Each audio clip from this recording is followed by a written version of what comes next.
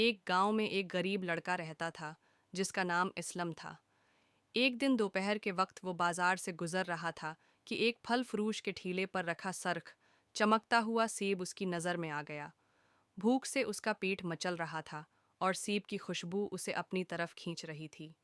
ایک لمحے کی کمزوری میں اس نے چپکے سے سیب جیب میں ڈال لیا۔ چلتے چلتے اسلم نے سیب کا ایک نوالا لیا، مگر میٹھا ذائقہ جلد ہی کڑوا ہو گیا۔ اس کا دل دھڑک رہا تھا، نہ اس لیے کہ کوئی پکڑ لے گا، بلکہ اس لیے کہ ضمیر پر بوجھ آ گیا تھا۔ رات کو نیند نہ آئی، ماں کی باتیں یاد آئیں، چوری کا کھانا پیٹ نہیں بھرتا، دل کو جلاتا ہے۔ اگلی صبح وہ ٹھیلے پر واپس آیا۔ بوڑھا کریم چاچا پھل سجا رہا تھا۔ اسلم نے آدھا کھایا ہوا سیب آگے بڑھایا اور دھیرے سے کہا، میں نے یہ کل بغیر پیسے دیے لے لیا تھا، معاف کر دیں۔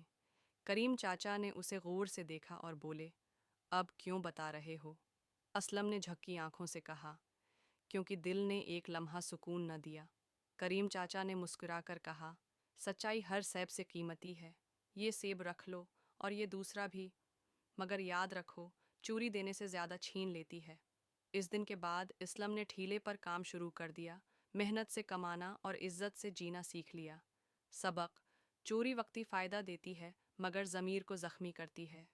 سچائی بظاہر مشکل لگتی ہے مگر سکون اور عزت کا راستہ ہے۔